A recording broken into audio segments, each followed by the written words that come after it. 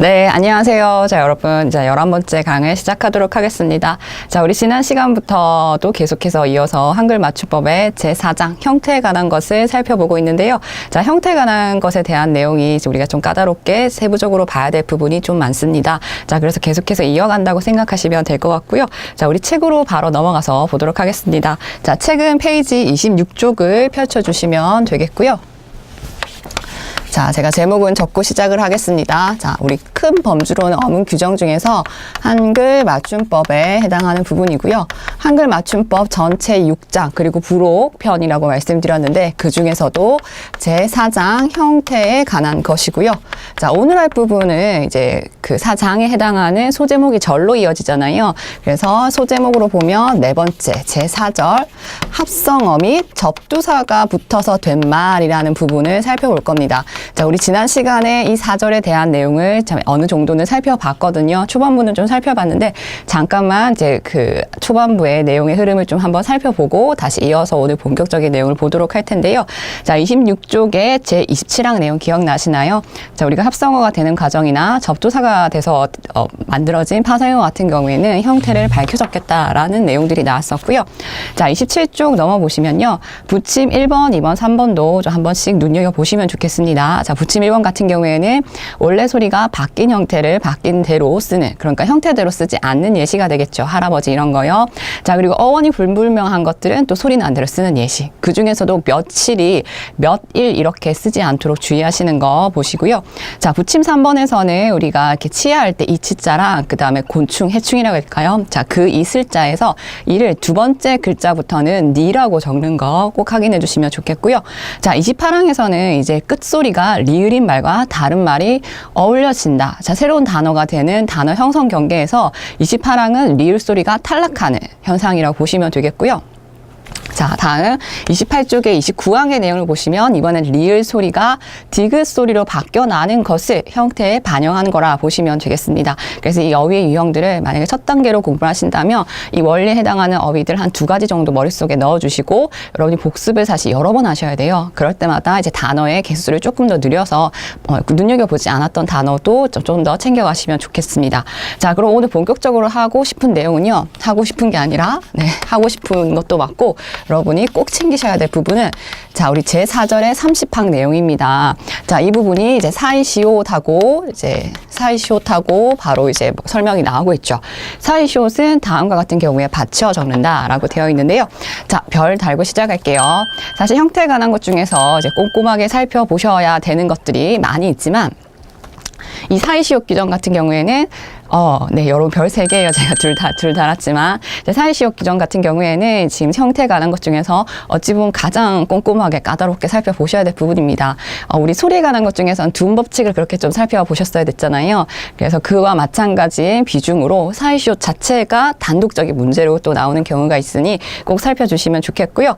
자, 그러면 사이시옷은 무슨 말이냐면 우리가 음운 변동 현상에서 단어가 만들어지는 그 경계에서 사이소리 현상, 어떤 소리가 추가됐다는 표시로 앞에 글자가 모음으로 끝나면 말 그대로 사이에 받침 시옷을 표기를 한 거고요. 모음으로 끝나지 못했을 때는 그 현상만 나는 거고 사이 시옷을 표기하지도 못했습니다. 자, 지금 한글 맞춤법에 나온 거는 그러니까 이 사이 소리 현상을 시옷으로 표기할 수 있는 그 경우들을 밝힌 거라고 생각하시면 되는 거죠. 자, 그래서 28쪽부터 우리가 29쪽까지 큰 틀을 좀 볼 건데요. 1번, 2번, 3번으로 이어지고 있습니다. 자, 1번, 2번, 3번 나왔는데요. 자, 1번, 2번, 3번에 어떤 부분을 좀 여러분이 책에서 멀리 떨어져 있긴 하지만 이렇게 좀 묶는 표시를 해주시면 좋겠습니다. 자, 이게 사이시옷을 받쳐야 될 일종의 전제가 되는 거니까 전제에 해당하는 걸 먼저 머릿속에 넣어주셔야 되는 거죠. 자, 1번을 보니까 합성어긴 합성어인데 자, 파생어 말고요. 지금 합성어와 접두사가 붙어서 된 말이 4절이잖아요. 합성어를 전제로 깔았고 그 합성어가 순 우리말끼리 만나야 된다라고 얘기를 해요. 자, 순 우리말끼리이면서 앞에 글자가 모음으로 끝나요. 그러니까 받침 자리가 없기 때문에 사이에 시옷을 쓸 근거가 된다라는 거죠. 자, 두 번째 전제 합성어 동일하고요.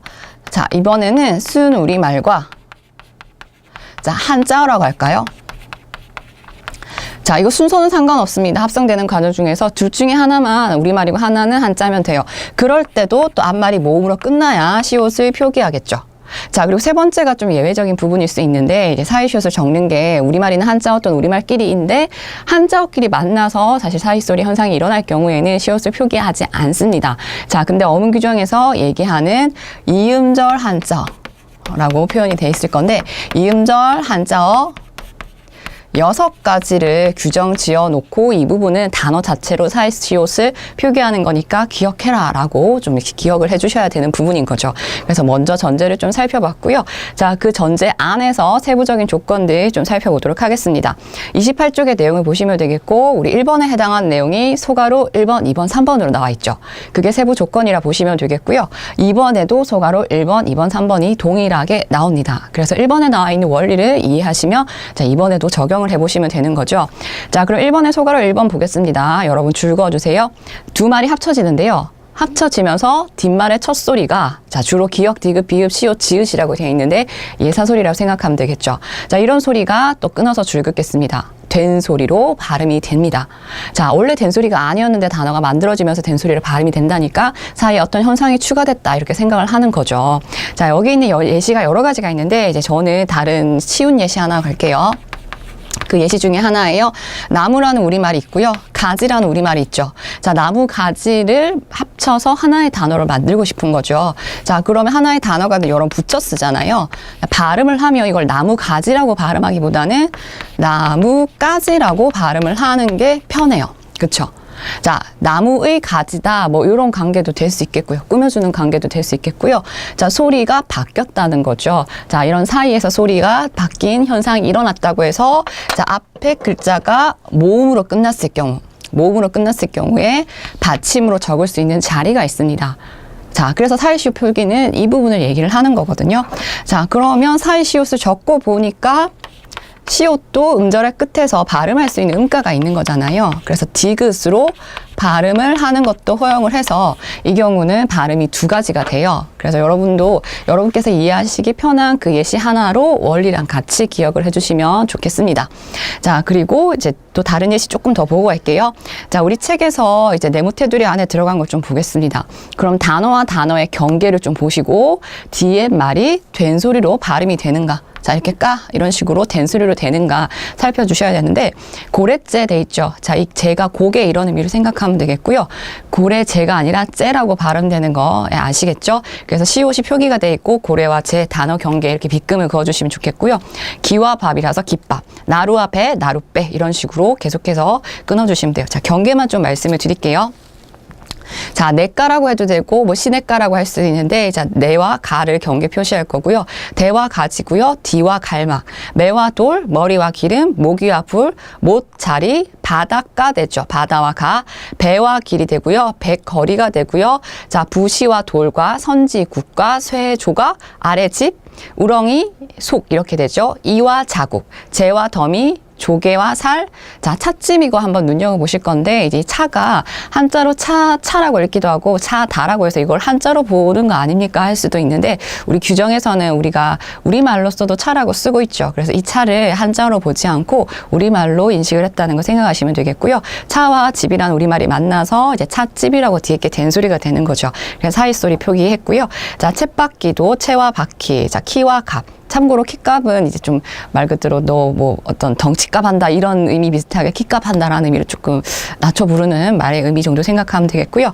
피와 대고요. 해와 볕, 장마와 비, 혀와 바늘. 자, 이렇게 단어 경계 끊어주시면서 좀 시간이 걸리더라도 사이시옷 표기된 거 여기다가 좀 체크를 하시면서 보시면 좋겠습니다. 자, 그럼 소가로 2번의 조건 넘어가도록 할게요. 자, 소가로 2번은 이제 단어가 만나는데, 이번에는 뒷말이 예사소리가 와서 된 소리로 발음이 되는 게 아니라 울림소리가 오는 거죠. 울림소리 중에서 니은이랑 미음이 한정이 되어 있습니다. 니은, 미음이 와서 앞에 글자에 원래 없었던 니은 소리가 추가된다는 겁니다. 자, 그래서 여러분 끊어서 줄 그어주시면 뒷말이 첫 소리 니은, 미음 앞에서 끊어서 줄 긋고요. 니은 소리가 덧나는 것 끊어서 줄 그어주시면 되겠습니다. 자, 그래서 여기 예시에서 저는 편한 것도 다른 그 중에서 하나를 할게요. 자, 여러분 이와 몸이 만났어요. 합성어죠. 둘 다 우리말이고요. 뒷말의 첫 소리가 미음이에요. 그럴 때 여러분이 이 몸이라고 발음을 하지 않고 잇몸이라고 발음을 하시잖아요.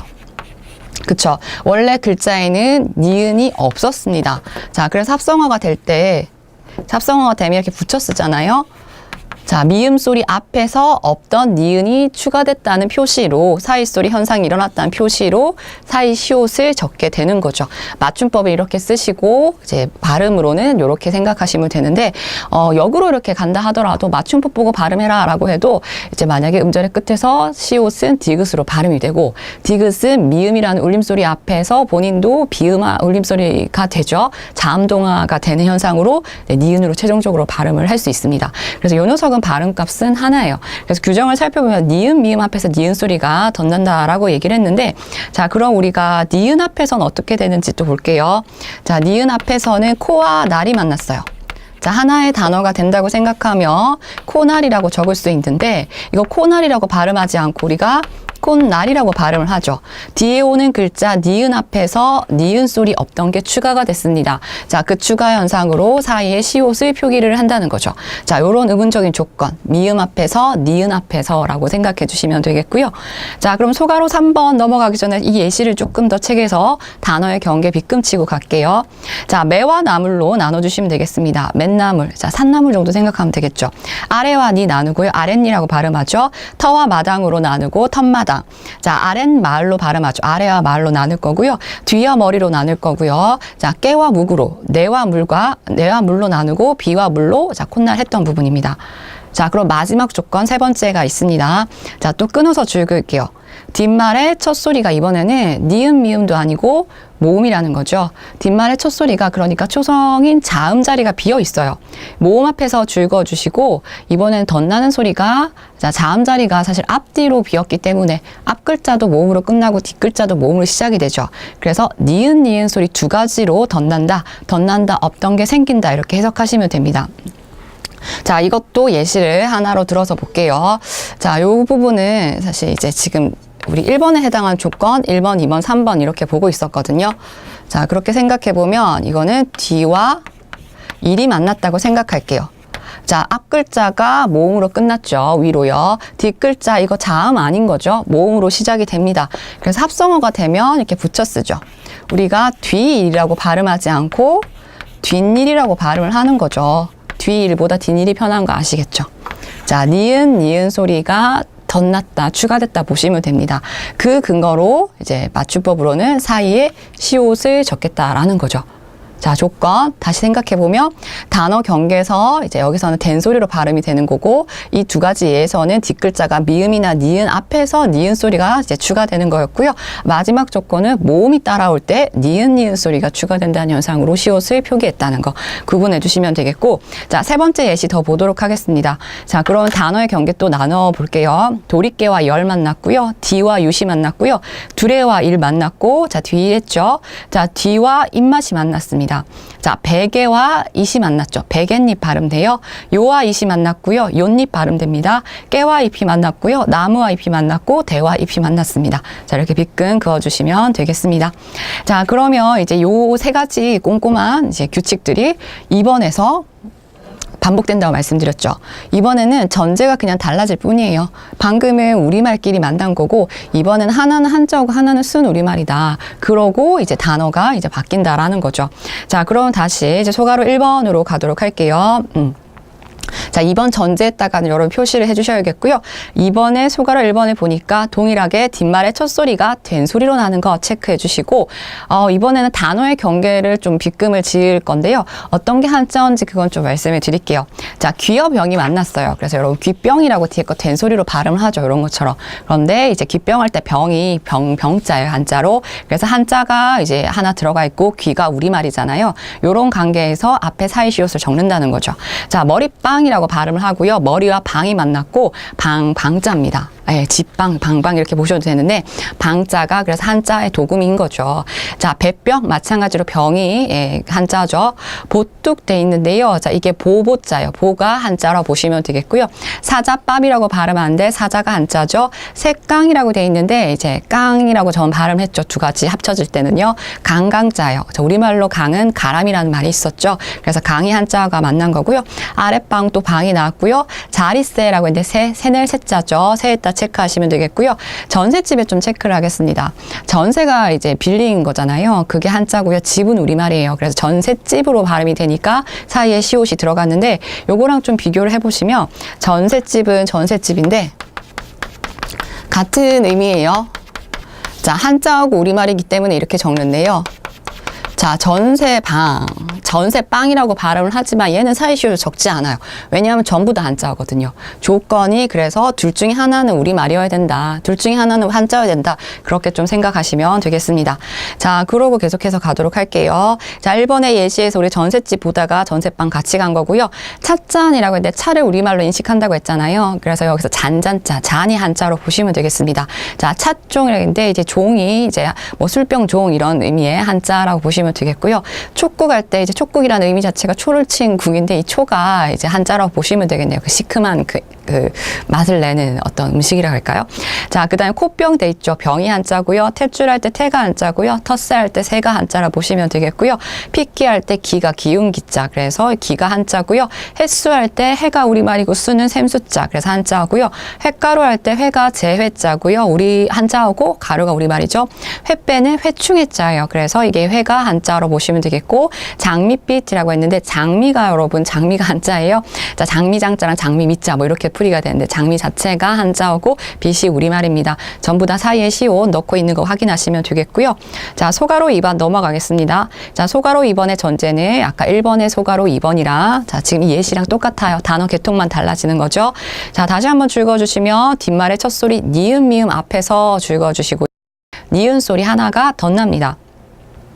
자, 그럼 단어의 예시를 보니까요. 개와 날이 만났어요. 자, 갯날이라고 발음하죠. 갯하고 앞에 니은 소리가 덧나는데 자, 있는다라는 의미를 가진 이제 한자가 개인 거죠. 개에다가 체크해 주시고요. 제삿날이라고 발음을 하죠. 니은 소리 앞에서 제사가 한자입니다. 자, 훗날 보겠습니다. 훗하고 제가 니은으로 발음을 했죠. 디우자죠. 자, 후가 한자하고 날이 우리말이고요. 툇바루라고 해서 퇴가 이제 한자하고 마루가 우리말이죠. 자, 양친물 할 때 양치가 사실 사전 지금 검색해 보시거나 이러면 이제 우리 옆에 같이 한자가 병기가 되지 않을 정도로 한자에 대한 인식이 없는 단어예요. 근데 이제 기를 양자랑 이 치자에서 왔다라고 해서 여기서는 한자로 본다라고 생각하시면 되겠고요. 어쨌든 양친물하고 니은 소리가 덧나는 거 확인할 수 있습니다. 자, 3번을 보면 이제 조건, 자, 여기 조건이랑 동일합니다. 뒷말의 첫 소리가 모음 앞에서 줄거주시고요. 니은이 덧나는 거죠. 자, 그래서 가회와 일이 만났습니다. 가회가 덧붙은 거죠. 그런 일이다라는 의미로 가회가 한자하고요. 발음하면 가, 웬일하고 웬하고 닐하고 니은 덧나는 거죠. 사산일 할 때 사사가 이제 개인적이다 그런 한자잖아요. 사사에 체크하시면 이게 한자고 발음은 사산일하고 니은 첨가되고요. 예산일 보시면 이것도 예사가 한자고요. 산일하고 니은 첨가되죠. 훗일 생각해 보시면 자, 보세요. 제가 뒷일이랑 동일해요. 얘는 우리말끼리고 훗일은 뒤우자가 들어가고 이제 발음도 니은이라서 어쨌든 사이시옷은 들어갑니다. 자, 책을 보고 계속 말씀을 드렸고요. 자, 그러면 이제 반복하지 않았던 3번 넘어갈게요. 자, 사이시옷 규정에서 마지막 부분인데 여기까지 고비 넘기셨으면 잘 하시는 겁니다. 자, 진하게 줄글게요. 두음절로 된 한자어 중 다음 6개라고 했는데 두음절이라는 게 이 두 글자라는 거잖아요.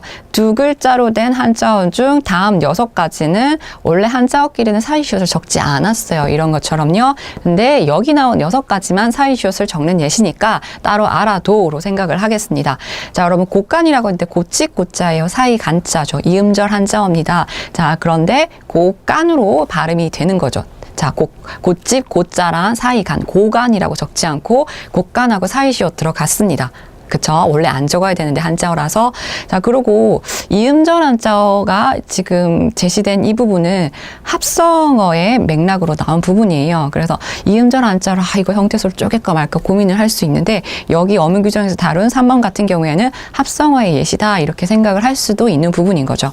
자, 새빵 보겠습니다. 둘 다 한자죠. 새늘 새자랑 아까 집 또는 방 한자라고 했죠. 시옷 들어가 있고요. 숫자, 자, 샘숫자의 글자 자자입니다. 숫자라고 뒤에 발음이 되고 있고 시옷 들어갔죠. 찻간이라고 하면 이거 차차자. 자, 그러니까 사람이 타는 칸이 이제 차에서 사람이 타는 칸이 찻간입니다. 자, 퇴간, 자, 이거 뭐 건축 구조의 일부라고 생각하면 되는데요. 자, 이거 물러나다 퇴자죠. 그래서 퇴간이라고 발음이 되고 시옷 들어가 있고요. 횟수, 자, 돌아오다 뭐 회자죠. 샘숫자 썼고요. 자, 그래서 이것도 시옷을 적는 6가지 꼭 암기를 해주셔야 됩니다. 자, 주위에서 우리 책에 좀 달려 있는데 나머지 한자 이음절로 되어 있는데 뭐 초점이다, 냇가다 이런 것들은 자, 초점이다, 냇가 아까 새빵 뭐 이런 거 사이시옷 적었는데 초점은 발음할 때 얘도 마찬가지로 빵 되는 것처럼 점이라고 발음을 하지만 이렇게 쓰지 않는다는 거죠. 자, 이음절 한자어 이런 예외 말고는 전부 다 시옷을 쓰지 않습니다. 자, 그래서 여러분 초점 이것도 봐주시고요. 넷과 이런 것도 마찬가지죠. 자, 옆에 전세빵도 또 나왔고 우리 기출에서 마국간 이런 애들도 나왔습니다. 마국간이라고 깐 발음되지만 자, 이거 말맞자랑 마국간 구자랑 네, 이렇게 사이 간자죠. 그래서 이거 다 한자라서 사이슛을 적지 않습니다. 자, 이번에는 근데 주의사항을 제가 좀 1단계로 먼저 보고 가야 될 거 위주로 수업을 하고 있는데 1단계로 먼저 보고 갈 거 살펴보도록 할게요. 이번에는 주의사항을 좀 보셨으면 좋겠어서 동그라미 1번에 보니까 여러분이 이제 지금 사이시옷 규정에서 얘기하고 있는 이런 동일한 환경인데 사이소리 현상이 일어나지 않아서 시옷을 적지 않는 경우들이 있어요. 그 대표적인 예시로 동그라미 1번의 두 단어는 꼭 기억을 해주시면 좋겠는데요. 머리말이랑 인사말이에요. 머릿말 하고 싶고요. 인산말이라고 발음하고 싶어요. 이것처럼 니은 첨가되는 걸로. 하지만 머리말로 인사말로 니은 첨가하지 않습니다. 자, 그래서 받침에도 사이시옷이 들어갈 근거가 없다는 거죠. 자, 그러면 이제 또 동그라미 2번을 또 살펴보면요. 사이시옷 규정에서 첫 번째 조건을 보면 예사소리가 된 소리로 발음이 되기 때문에 시옷을 적는 거지 이미 글자 자체가 된 소리라거나 거센 소리라는 거는 이건 된 소리 대기가 되거나 된 소리로 바뀐다거나 거센 소리로 발음되는 게 아니고 글자 그래서 그런 거기 때문에 그때도 사이시옷을 적지 않는다는 거죠. 예를 들어 이런 거. 이거 뭐 위쪽 배가 뭐 시옷 적고 싶을 수도 있으나 얘는 발음 자체가 원래 글자 자체가 쌍지읒이기 때문에 된 소리가 나는 거죠. 이럴 때는 사이시옷을 적지 않습니다. 자, 그 예시로 보시면 되겠고요. 자, 그 다음에 동그라미 3번 보시면 동그라미 3번 좀 읽을게요. 외래어가 포함된 구성에도 사이시옷이 들어가지 않는다. 자, 우리 사이시옷 규정 다시 한번요. 전제 자체가 우리말끼리 또는 둘 중에 하나가 우리말이고 둘 중에 하나가 한자어야 되는 그런 경우인데 외래어랑 이렇게 합성어가 되는 과정이 있다는 거죠. 그럴 때도 우리가 이런 유사한 조건처럼 뒤에 게 된 소리로 발음되는 경우가 있는데 외래어랑 만났을 때는 사이시옷을 적지 않습니다. 여기서 말하고 있는 범주가 아니죠. 그래서 피자집이라고 발음이 되고 핑크빛이라고 발음이 약간 네, 의도적으로 이렇게 좀 더 세게 했네요. 자, 이렇게 하지만 피자집이라고 어떻게 해요? 아이고. 자, 찝이라고 발음되는 것 같으나 이런 거 사이시옷 적지 않는다는 거죠. 외래어가 앞에 왔으니까 핑크빛도 마찬가지고요. 그래서 그 범주를 좀 다시 봐주시면 좋겠고요. 자, 거기까지 우선적으로 동그라미 1번, 2번, 3번 확인해 주시면 좋겠습니다. 자, 그러면 이번 시간에 좀 까다롭게 살펴봐야 될 사이시옷 규정은 여기까지 좀 살펴봤고요. 자, 나머지는 여러분 좀 읽어가셔도 될 것 같습니다. 자, 우리 31항을 한번 보도록 할게요. 자, 31항을 좀 체크하며 우리 이거 모르는 게 아니라 이미 한 번쯤은 보셨을 것 같아요. 일상에서도요. 자, 31항의 내용을 보면 두 말이 어울릴 적에 그래서 또 단어가 새로 형성되는 경우죠. 원래 없었는데 비읍 소리나 히읗 소리가 생기는 경우입니다. 소리대로 적는다. 형태에 대한 규정인데 소리대는 세로대로 적는 예시가 나왔는데요. 자, 여러분 비읍 소리나 히읗 소리가 덧나는 것은 소리대로 적는다. 줄 그어주시고요. 자, 1번 경우는 비읍 소리가 없었는데 추가된 거죠. 그래서 옆에 가로 보면 다 이해되실 것 같아요. 대와 쌀이가 만났는데 뎁쌀이라고 적어요. 비읍 소리가 없었는데 들어간 거죠. 더 쉽게는 벼씨 보세요. 벼와 씨가 만났는데 벽씨라고 우리가 이제 합성으로는 적고 있죠. 좁쌀도 마찬가지, 햅쌀도 마찬가지. 조와 쌀이 만났고 해와 쌀이 만났고 이런 식으로 볼 수 있는 거죠. 자, 그렇게 비읍에 체크를 하시면서 보시면 좋겠고요. 자, 2번 넘어가서 이번에는 히읗 소리가 덧나는 거 보도록 할게요. 자, 이거 예시 첫 번째가 머리와 가락이 만났는데 머리카락이라고 쓰고 있죠. 그 말은 자, 요거는 자, 머리와 가락이 만났는데 우리가 이거 합하면 머리카락이라고 맞춤법으로 쓰고 있어요. 자, 이 말은 히읗 소리가 들어가 있다는 거죠. 그래서 히읗과 기역이 합해지면 축약돼서 이렇게 되는 거잖아요. 자, 그래서 이게 그 합성되는 과정 중에 히읗 소리가 나는 것을 표기하는 예시입니다. 살코기도 잘 봐주세요. 살과 고기가 만났는데 코가 되는 거는 중간에 히읗이 들어가는 거. 자, 수컷인 개를 수개라고 적지 않고 수캐라고 이렇게 한글 맞춤법을 써야 되는데 그때도 수 옆에 히읗 돼 있죠. 이게 좀 어원적으로 따지면 이게 히읗 종성체언 이렇게도 볼 수 있는 그러니까 원래 명사는 활용이라는 그러니까 형태가 변하지 않는데 과거에는 이런 명사들도 고용이라고 해서 바뀌는 경우도 있었거든요. 그런 흔적들이 이렇게 단어 형성 과정에서 남아있다 보시면 되겠습니다. 자, 주의해서 보시면 지금 기출 표시도 되어 있는데 안팎도 봐주세요. 안과 박이 만나서 합성어가 될 때는 안과 박이라고 적지 않고 어떻게 적었죠? 팍이라고 피읍 적혀 있는 거 보이시죠? 그래서 비읍, 피읍이 만나서 피읍이 됐다. 이것도 보시면 되겠고, 히읗 소리가 덧나는 것들은 사실 우리가 이렇게 발음을 하지만 맞춤법으로 적혀 있는 거 좀 생소하게 느껴질 수도 있어요. 그러니까 야, 이게 맞는 거다. 소리 나는 대로 적는 거다. 눈익힘을 꼭 하시면 좋겠습니다. 자, 그럼 우리가 문제를 좀 풀고 가도록 할 텐데요. 자, 우리 문제 페이지에서는 46쪽을 좀 살펴보도록 할게요. 자, 지금 굵직하게 사이쇼 표기를 좀 위주로 했었는데, 자, 46쪽에 11번 문제 보도록 하겠습니다. 자, 다시 사이시오 내용으로 좀 돌아와서요.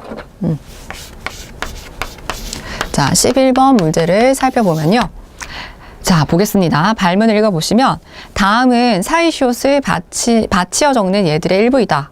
아래 보기의 설명 가운데 얘들을 통해서 알기 어려운 것은 하고 보통의 우리 공무원 시험 문제는 선택지에서 이 맞춤법이 맞나 틀렸냐라는 건데요. 이번에 보기를 주고 선택지를 훑어보면 아, 이 단어가 어떻게 표기가 된 건지 원리를 묻고 있다는 걸 좀 생각할 수 있어요.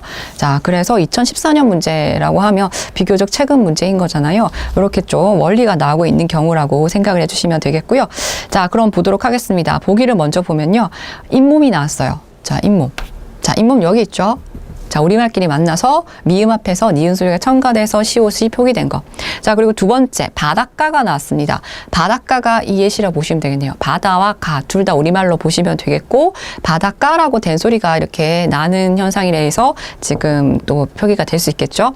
자, 뒷일 같은 경우에 D와 일이 만났는데 제가 뭐로 적어놨네요. 우리말끼리 만나서 니은 첨가되고요. 자, 마지막 예시가 전셋집인데, 전세와 집이 만나 집이라고 된 소리로 발음이 되죠. 자, 여기와 같은 조건인데 다만 다른 것은 한자어와 우리말이 만난 경계구나 생각할 수 있는 예시 4가지가 나왔습니다. 자, 그럼 1번 선택지 볼게요. 자, 순 우리말로서 된 합성으로서 자, 순 우리말끼리 만나야 된대요. 앞말이 모음으로 끝난 경우 뒷말의 첫 소리가 된 소리로 날 때 사이시옷을 받쳐 적는다에 해당한 예시가 바로 바닷가인 거죠. 그래서 1번은 해당될 수 있겠고요. 자, 2번 선택지는 순 우리말로 된 합성으로서 앞말이 모음으로 끝난 경우 뒷말의 첫 소리가 니은 미음 앞에서라고 하니까 잇몸을 생각하시면 되겠고요. 자, 그래서 2번 선택지도 맞는 부분입니다. 자, 그럼 3번에 보니까 자, 앞에 조건은 동일한데 이제 순 우리말로 됐다라고 또 전제를 깔아줘요. 뒷말의 첫 소리 모음 앞에서 뒷말의 첫 소리가 모음 앞에서 니은 덧난다. 자, 이 부분이죠. 뒷일이 해당이 되겠고요. 자, 4번에 보니까 순 우리말과 한자어로 됐다. 선택지는 이거밖에 없었잖아요. 앞말이 모음으로 끝난 경우, 자, 이건 앞말이 모음으로 끝나고요. 자, 그 다음 뒷말의 첫 소리가 찝으로 된 소리가 나서 시옷을 적는다. 전셋집의 예시가 4번 선택지로 생각할 수 있겠습니다. 자, 5번을 보겠습니다. 자, 지금은 서울시 문제가 4번 선택지까지 나오지만, 과거의 문제가 5번 선택지까지 있어서 5번까지 살펴보면요. 자, 순 우리말과 한자어로 된 합성으로서 앞말이 모음으로 끝난 경우, 순 우리말과 한자어로 됐다고 했어요. 뒷말의 첫 소리 모음 앞에서 니은 소리가 덧나요.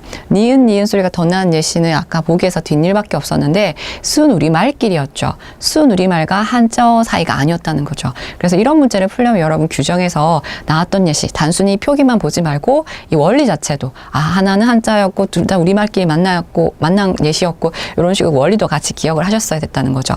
그래서 5번의 선택지의 예시를 하나 들어드리면 뒷일 나온 김에 이거 후 디귿자랑 우리말 만났을 때 발음을 하면 훈일이라고 발음하죠. 그래서 요 경계로 어떻게 표기를 했냐 했더니 시옷을 표시를 했다라는 거 생각할 수 있겠습니다. 자, 그러니까 5번이 보기에 예시가 없었기 때문에 5번을 선택을 하시면 되는 거죠. 자, 그럼 한 문제 더 풀고 가도록 할게요. 자, 54쪽에 32번 문제입니다. 54쪽에 32번 문제 넘겨주시고요. 자, 32번 발문을 보니까 밑줄 친 부분이 한글 맞춤법에 맞지 않는 것은. 자, 방금 사이시오 문제 이렇게 단독으로도 나왔잖아요. 대부분 이렇게 우리 지난 시간에 문제도 풀어서 아시겠지만 이렇게 뭉뚱그려서 문제를 묻고 있다는 거 생각하시면 됩니다. 자, 그런데 밑줄 친 부분을 보니까 제가 사이시오 문제 꼽아온 거 보이시죠? 자, 1번 선택지 보겠습니다. 아래층이라고 돼 있어요. 아래층하고 아래와 층이 만나서 시옷을 적고 싶은데 뒤에 어떻다고요? 원래 된소리 값을 가진 글자나 또는 거센 소리가 올 때는요. 사이시옷 현상, 사이소리 현상이 일어나지 않기 때문에 시옷을 적을 근거가 없어요. 자, 페이지 54쪽에 32번이고요. 자, 그래서 1번에 아래와 층이 만났다 뭐 이렇게 볼 수 있는데 아래층 뭐 이렇게 될 수 있는 게 아니잖아요. 그래서 시옷을 표기하지 않습니다. 뒤에 거센 소리가 오면 무조건 시옷 있으면 틀렸다 보셔도 돼요. 자, 1번이 바로 답이네요. 그러면 자, 2번이 보니까 예산일이라고 돼 있어요. 예사란 한자어랑 일이란 우리말이 만나서 예산일하고 니은 첨가돼서 시옷을 표기를 하는 거죠. 자, 그 다음에 3번 볼게요. 자, 우리가 봤던 예시에 해당하는 거죠. 자리와 새. 자, 이것도 우리말과 한자어 만나서 쎄라고 된 소리 되게 되죠. 예사소리고요. 사이소리 넣습니다. 사이시옷 넣습니다. 자, 여러분 사이소리는 발음이 그렇게 되는 현상이고요. 사이시옷은 그래서 표기하는 맞춤법 범주라고 좀 구분해서 보시면 좋겠고요. 자, 4번 선택지 혀와 바늘이 만났죠. 혀 바늘로 뒤에 게 된 소리로 발음이 되는 거죠. 요 녀석이. 그래서 시옷을 표기하는 게 맞습니다. 자, 그래서 1번으로 확인을 하시면 되겠고요. 자, 여기까지가 이제 사이시옷에 대한 내용이었고요.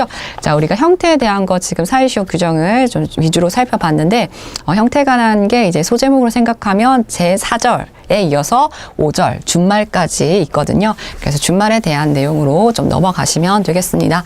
자, 그래서 준말에 대한 내용 제목을 좀 적고 시작을 할게요. 자, 제4절에 이어서 제5절.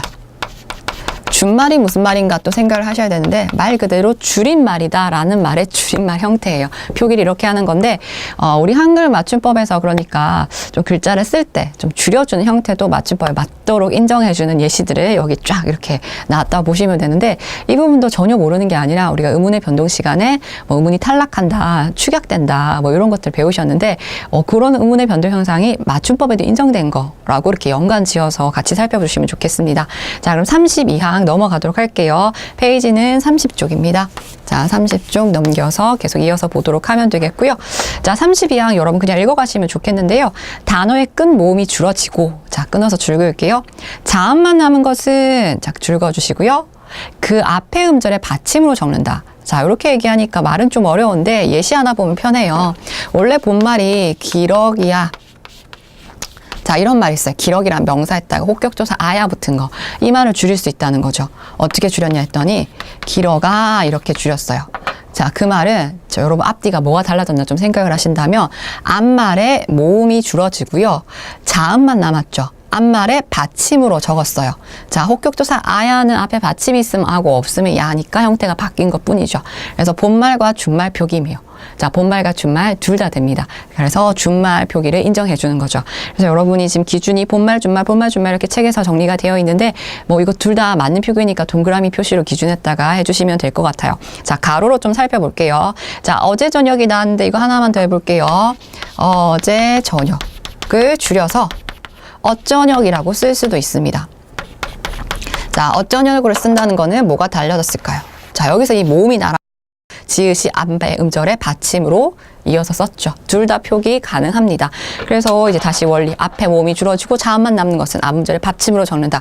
이해되실 것 같고요. 자, 계속해서 없어진 것만 좀 모음 생각해 볼게요. 어제 그저께도 어제 할 때 애를 없애면 엊그저께가 되고요. 가지고에서는 가지할 때 이를 없애면 갓고라고 줄일 수 있고요. 디디고 할 때 두 번째 디자에 이를 없애보면 뒷고가 되겠죠. 디디지에서도 이제 두 번째 이를 없애면 뒷지라고 줄일 수가 있습니다. 자, 주의 부분에서 그 단어 하나만 좀 보도록 할게요. 두 개만 좀 볼게요. 방금 32항에서 줄이는 원칙 말고 좀 더 독특하게 줄인 예시가 나왔는데 여러분 밥값벽 좀 찾아주실게요. 밥값벽을 두 글자로 줄여서 밥벽이라고 적었는데 바깥 할 때 쌍기역 그러니까 까 전체를 날려서 티읕이 바 밑에 받침으로 들어가 있죠. 이렇게도 줄일 수가 있고요. 밭갓사돈도 줄여보니까 이제 까 전체 날려서 밭사돈. 네, 그래서 남자 쪽을 의미하는 거라 생각하시면 되겠고요. 자, 33항 또 누니킴 해주시면 되겠습니다. 되겠습니다. 자, 이번에는 체언과 조사가 줄어질 경우 준대로 적는다라고 했는데 어쨌든 본말, 준말 표기 다 맞는 걸로 보시면 돼요. 그것은을 두 글자로 줄여서 그건이 됐고 그것이 줄여서 그게. 그게가 나왔으면 이거 맞춤법 틀린 게 아니야 보실 수 있어야겠죠. 자, 그것으로를 그걸로로 줄이고요. 나는 두 글자를 줄여서 난 이렇게 쓸 수도 있습니다. 나를, 날, 너를, 넌 이런 식으로 보시고요. 자, 여러분 무엇을 좀 체크를 해주시면 무엇을 줄인 형태가 세 가지가 있죠. 멋을, 무얼, 뭘. 자, 이거 세 가지 다 된다는 것도 봐주시면 좋겠고요. 자, 무엇이도 좀 독특해 보여요. 줄임말의 형태 멋이랑 무에도 확인해 주시고요. 자, 1위로 세 글자를 두 글자로 일로 괜찮습니다. 이거 뭐 비표준어 아니고 맞춤법으로 인정을 해준 거고요. 자, 이번에는 지금 체험과 조사 이렇게 나오긴 했는데 책에 이제 조금 과정 몇 단계가 더 있는데 바로 이렇게 결과적으로 나온 부분인데요. 그 아이, 자, 그 애라고 해서 그 아이를 줄여서 한 글자로 어떻게 해요? 개라고 돼 있죠. 이렇게 쓸 수 있는 것도 확인해 주시면 되겠습니다. 자, 그럼 34항 넘어갈게요. 자, 계속해서 제가 별은 아직 달고 있지 않은데 뭐 이 부분들은 너무나 생소하고 이런 건 아니고 한 두어 번 읽으시면 될 정도여서 이렇게 같이 보는 거고요. 34항 같은 경우가 바로 우리가 의문의 변동 시간에 이미 했던 부분이에요. 자, 보시면요. 모음이요. 어로 끝난 어간입니다. 거기까지 줄여주시고요. 뒤에 어미 자리에요. 가로 열고 가로 닫을게요. 아어나 떠시나 요런 애들이 오면 그냥 준대로 적는다라고 했어요. 자, 이번에는 근데 34항을 좀 눈여겨보시면 본말, 준말이 나왔는데 대부분 본말, 준말 표기가 다 맞는데 이 부분은 본말 표기는 실질적으로 쓰지 않습니다. 그래서 본말은 X 치시고요. 준말만 동그라미 표시를 좀 해주시면 좋겠어요. 자, 예를 보면 가다가 있어요. 자, 어간에 아어로 끝난다고 했죠. 자, 아로 끝났습니다. 어미 자리에 아가 온 거죠. 모음조와 맞춰서요. 그러면 우리가 가아라고 적지 않잖아요. 같은 음이 나란하게, 이거 자음 아니죠?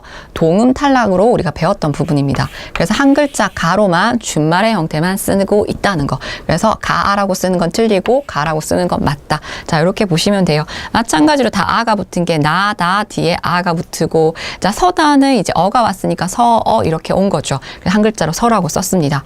자, 그러고 이제 그럼 또 오른쪽 칸 넘어가 볼게요. 가다에서 이번 아따가 붙었을 때 마찬가지 가아따가 아니라 같다라고 아를 없애고 이렇게 준말 표기만 다 맞는 걸로 확인을 해주시면 되겠습니다. 네, 자, 뒤로 넘어가서요. 31쪽 보도록 하겠습니다. 자, 붙임 1번 계속 이어서 볼 건데요. 자, 이번에는 이제 어간이 모음이 에나 에. 자, 아이의 에야, 어이의 에 이렇게 그냥 말씀드릴게요. 뒤에 어시 왔을 때, 자, 줄 긋고 가로 열고 가로 닫아주시죠. 준대로 적는다. 자, 이번에는 본말, 준말 다 돼요. 아까 동음 탈락 말고는 본말, 준말 표기 다 되거든요. 그래서 뭐 날이 개다. 개어 두 글자로 쓸 수도 있겠고 한 글자로 개 쓸 수도 있겠고 개었다 써도 되고 개따 써도 되는 거죠. 자, 확인해 주시면 되겠고요. 자, 붙임 2번 넘어가겠습니다. 붙임 2번 넘어가니까 붙임 2번을 좀 체크를 할게요. 자, 붙임 2번은 이제 전에도 한번 말씀드렸는지 모르겠는데 자, 요것도 이제 용은 활용해서 제가 잠깐 말씀을 드렸네요. 체크를 해주시고 이거 자체로 하나 기억하시면 좋겠는데 하다는 여불 규칙이에요. 그래서 뭐 하어 이렇게 쓰지 않고 하여라고 쓰죠. 여가 어미 자리에 독특하게 나와서 여불 규칙이었는데 그때 하여 두 글자를 줄여서 어떻게 해도 된다? 해 하고 한 글자로 쓸 수도 있다는 거죠. 그래서 이거 자체를 기억하시면 좋겠고 본말, 준말 둘 다 됩니다. 그래서 하여도 되고 해도 되고 하였다도 되고 했다도 되고 그래서 여러분 했다를 보시고 하였다를 이렇게 또 찢어볼 수도 있는 거 생각해 주시면 좋겠고요. 하다 단독으로 써도 그렇지만 하다가 붙어서 다른 단어를 또 만들어내잖아요. 그 경우도 마찬가지이시다라고 보시면 되겠습니다. 자, 그럼 35항 넘어갈게요. 이번에는 이제 어떤 글자가 대상이 됐냐 했더니 모음이 오나 우로 끝났어요. 거기까지 체크해 주시고요. 가로 열고 가로 닫겠습니다. 오나 우로 끝났을 때 아어 또는 아덧이 왔을 때 축약이에요. 축약돼서 준말 형태로 본말, 준말 다 쓸 수 있는 거죠. 자, 예시 하나 또 살펴보면 뭐 실을 꼬다 뭐 그런 의미. 자, 근데 어미 자리에 또 아가 올 수 있잖아요. 그래서 실을 꼬아 이렇게 쓸 수도 있겠고 한 글자로 합쳐서 축약으로 꽈라고 쓸 수도 있다는 거 그 부분입니다. 자, 그래서 꼬았다, 꽈다 이런 식으로 다 표기가 가능하다라고 보시면 되겠고요. 자, 근데 뭐 예를 들어 실질적으로 오다 같은 경우에는 자, 같은 현상인 것 같은데 오다 같은 경우에는 뭐 예를 들어 오와, 와 둘 중에서 실질적으로 요 녀석을 쓰고 있습니다. 네, 얘는 조금 독특하게 봐주시면 될 것 같고요. 자, 붙임 1번 볼게요. 자, 노아 같은 경우에는 또 줄여서 이거를 노와 뭐 이렇게도 쓰지 않고 얘는 한 글자로 나라고 쓴다. 얘만 독특하다. 이렇게 또 기억을 해주시면 좋겠고요. 자, 페이지 넘겨서 32쪽 계속 보도록 하겠습니다. 자, 붙임 2번. 이번엔 단모 외 뒤에 어지. 결합해서 또 축약 형태죠. 여러분 축약을 합쳐진 형태로 준대로 쓴다. 줄거주시면 좋겠고요. 자, 예시본 먼저 괴다가 나왔는데 저는 되다로 볼게요. 자, 단무 외가 어간 자리에 왔죠. 자, 그때 어미 자리에 어가 왔을 때 되어라고 쓸 수도 있겠고 한 글자로 줄이면 요렇게도 둘 다 가능하다고 보는 거죠. 그래서 우리가 이제 국어 시간에 또 헷갈리는 부분이 되를 예로 쓸 건지 얘로 쓸 건지 헷갈리잖아요. 그때 말을 풀어보세요. 되어를 쓸 수 있으면 요런 표기를 쓰면 되겠고요. 그럴 수 없으면 이렇게 쓰면 되는 거죠. 자, 그게 또 쉽게 구분하는 방법으로 보시면 되겠고, 자, 그래서 되었다, 됐다 마찬가지 다 가능한 걸로 확인하시면 되겠습니다. 자, 36항 넘어갈게요. 계속해서 지금 모음이 줄여진 형태, 주로 축약이죠. 물론 탈락은 표기에 반영하지 않았지만 축약 위주로는 본말, 준말 다 가능한 걸로 생각을 하시면서 보도록 할게요. 자, 36항은 이제 별 지금 계속 제가 안 떼고 있는데 이거 좀 주의해서 보시면 모음 이 뒤에 어가 와서 자, 여러분 모음 이 뒤에 어가 오면 아 이거 합쳐서 단모음에 이거 생각하지 마시고요. 여기서 줄인 형태는 우리 이중모음 발음할 때 이어라고 발음해서 여가 되는 거 있잖아요. 그거를 좀 생각해 주시면 좋겠습니다. 그래서 여로 표기할 수 있다. 본말, 준말 표기 다 가능합니다. 자, 그래서 이거는 예시 하나만 볼게요. 자, 가지다라 끝날 수 있는 말에 가지어하고 어미가 왔죠. 자, 그래서 이게 어미 자리에 이어 이렇게 연달아 나올 수 있는 상황이 될 때는 줄일 때 어떻게 된다고요? 이어 연달아 발음해 보시면 여가 되는 거죠. 자, 그래서 요 녀석이 여가 될 수 있다. 둘 다 표기 가능한 겁니다. 자, 가지였다도 마찬가지 줄이면 가졌다라고 줄여진 거 보이시죠? 자, 그렇게 세로로 예시 좀 더 추가해서 보시면 되겠고요. 자, 37항 넘어가겠습니다. 37항도 대상이 되는 글자 모음이 아, 여, 오, 우, 이라고 돼 있고 그 뒤에 어간 자리에, 자, 어간 뒤에 어미 자리에 이가 와서 이번엔 단순히 글자 합쳐주시면 돼요. 네, 이거 단모음, 이중모음 개념 생각하지 마시고요. 이번에는 아 뒤에 이가 합쳐진다. 그 다음에 여 뒤에는 또 이가 합쳐진다. 오 뒤에, 자, 우 뒤에, 그 다음에 이 뒤에, 의 할 때 그거죠. 자, 합쳐서 쓰시면 돼요. 자, 요거는 근데 요거를 그냥 원리처럼 암기하신다기 보다는 단어 예시를 보고 어떻게 줄였어야지 라는 게 떠올리시면 좋겠습니다. 자, 우리 37항의 내용을 조금 더 비중 있게 보시면 좋겠고요. 자, 보시면 쌓이다가 돼 있어요. 둘러싸이다 뭐 이런 거 좀 생각을 해보시면 쌓이다라고 볼 수 있는데 이 자리에 그쵸, 쌓이다 그쵸, 쌓이다로 났어요. 자, 이 자리에 우리가 여기서 규정에서 얘기 나오는 게 아 뒤에 이가 온다라고 얘기를 하는 거죠. 그래서 요 녀석을 줄여서 어떻게 해요? 좀 생소하지만 세다라고, 단순히 글자 앞에 세다라고도 줄일 수 있는 거 확인해 주셔야겠습니다. 자, 누이다는 근데 또 편하잖아요. 누이다는 바로 눕게 하다 이런 의미죠. 얘를 줄여서 누이다라고 바로 쓰시면 돼요. 자, 쌓이다, 세다는 이게 좀 틀린 표기 같다 생각이 들 수도 있는데 준말로 맞다라는 거. 패이다, 패다도 여의로 쓰고 있는 거. 이것도 확인해 주시면 좋겠고요. 자, 나머지 예시도 눈익힘 하시면 되겠고요. 자, 옆에 페이지 33쪽 계속해서 넘어갈게요. 38항. 자, 37항에 이어서 38항을 좀 별 달고 보고 싶은데요. 자, 이번에는 아, 오, 우, 으 뒤에 이어가 연달아 온 거죠. 이어가 연달아 왔다는데 얘랑 비교해서 갈게요. 싸이다 자리에 싸이어 하고 이어가 또 연달아 나올 수 있다는 거죠. 그래서 줄이는 방법이 두 개예요. 세어라고 줄일 수도 있고요. 자, 이어를 연달아 줄이면 싸여라고 줄일 수가 있는 거죠. 그래서 두 가지로 줄임말 형태가 가능한 거 꼭 봐주시고요.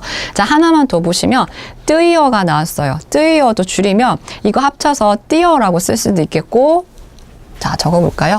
뜨이어를 줄여버리면 자, 앞을 합치면 이렇게 쓸 수 있잖아요. 우리가 띄어쓰기 할 때 띄어가 이겁니다. 자, 근데 뒤를 합치면요. 뜨여가 됐는데 우리가 이제 관용적으로 띄어쓰기 할 때는 이런 표기만 쓸 거고요. 왜 눈이 뜨이다, 눈에 뜨이다 그런 의미일 때만 둘 다 가능한 거. 자, 뜨여도 가능한 걸로 생각을 하겠습니다. 그래서 우리 책의 준말의 문맥도 뜨여도 표기가 가능한데 눈이 하고 소가를 넣어준 이유는 띄어쓰기 할 때는 뜨여 이런 식으로 뜨여쓰기 이렇게 쓰지는 못한다는 거 그렇게 좀 이해해 주시면 될 것 같고요.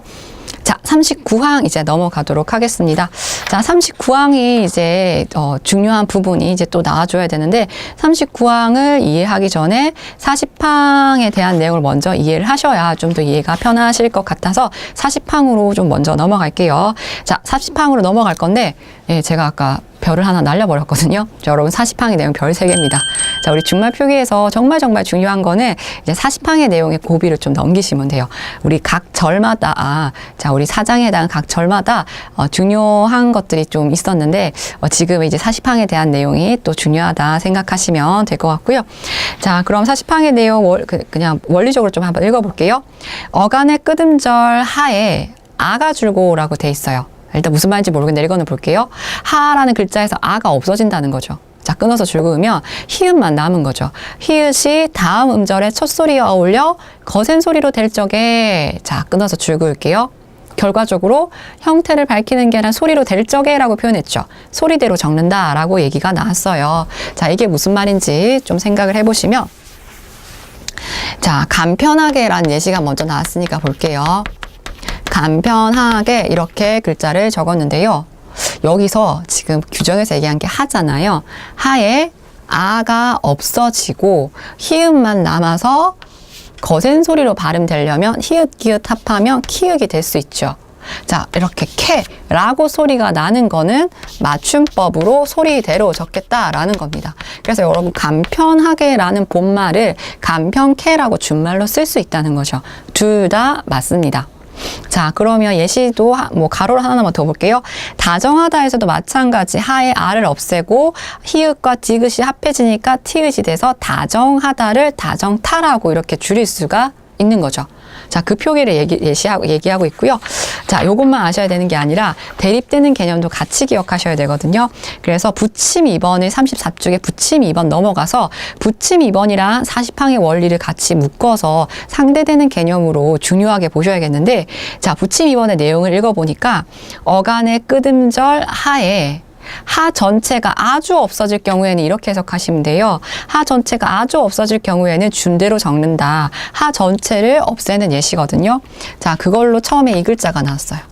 거북하지라고 쓸 수 있는 글자인데 요 녀석은 하 전체를 없애서 줄임말을 거북치 뭐 이런 식으로 쓰는 게 아니라 거북지라고 쓰는 거죠. 자, 얘는 거북지로 쓸 수 있다.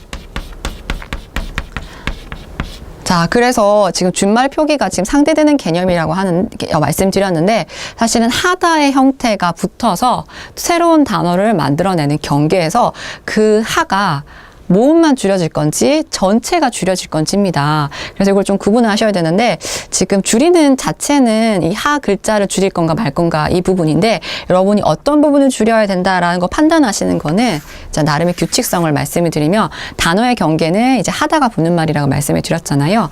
하다 앞에 부분을 보셔요. 앞에 부분을 보고 자, 지금 받침이 니은이죠. 첫 번째 경우 니은과 같이 자음의 울림소리 자음의 울림소리 니은, 리을, 미음, 이응 네 가지가 있죠. 자, 모든 모음도 울림소리죠. 요럴 경우에는 아만 없애주세요. 첫 번째 경우에요. 자, 나름의 규칙성이 있어요. 자, 그리고 하를 없앨 때는 앞에 글자의 받침이 안울림소리라고 저는 말씀드릴게요. 뭐 어떤 특정한 자음이다 뭐 이렇게도 설명을 하는데 그냥 안울림소리라고 기억 통틀어서 하셔도 될 것 같아요. 자, 기억은 안울림소리죠. 자음 중에서. 그러면 하 전체를 날려주시면 돼요. 자, 요거는 좀 기억을 하셔야 맞춤법 헷갈리지 않을 것 같아요. 자, 그래서 예시 하나만 더 보면 생각하건대 라는 예시가 나왔네요. 자, 이거를 또 글자를 줄여야 되는데 줄이는 자체는 하를 줄이지만 하의 형태를 어떻게 줄일 거냐이지만 그 앞을 보자라고 말씀드렸죠. 또 마찬가지 기억 받침이네요. 안울림소리. 그러면 생각건대라고 얘기를 해야겠죠. 기억 받침이 아닌 거. 네. 자, 이것도 볼게요. 연구하도록.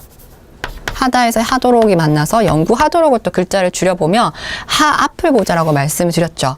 자, 이번에는 모음으로 끝났습니다. 울림소리인가요? 아닌가요? 울림소리죠. 그러면 하에 아만 없애줘서 히읗과 디귿을 합해서 어떻게 되는 거죠? 연구토록으로 줄일 수가 있어요. 자, 그래서 이 나름의 규칙성을 꼭 기억을 해주시면 좋겠고요. 자, 그러면 또 해당되는 개념, 자, 그 40항의 내용만 좀 훑어보고 우리가 좀 이번 시간을 마무리를 했으면 좋겠는데, 자, 부침 1번 아직 아니건데 부침 1번 넘어갈게요. 부침 1번에서 히읗이 어간이 끝소리로 굳어진 것은 받침대로 적는다. 자, 이건 그냥 글자 자체를 기억하시면 돼요. 아니하다를 않다라고 적고 있고요. 않고 이렇게 받침 히읗으로 붙었죠. 그러하다, 그렇다 이런 형태로 줄이고 있고, 아무로하다, 아무렇다. 자, 이게 맞춤법 자체로 이 글자를 보시면 될 것 같고요. 자, 부침 3번 또 넘어갈게요. 다음과 같은 부사는 소리대로 적는다라고 했는데, 뭐 결단하고, 뭐 이걸 결단코 이렇게 부사가 됐다는 거죠. 결코, 기필코, 뭐 아무튼 이렇게 옆으로 를 기억해 주시면 되겠습니다. 자, 여러분 이렇게 해서 우리가 형태에 관한 거 굵직한 내용들을 이제 전체적으로 살펴봤고요.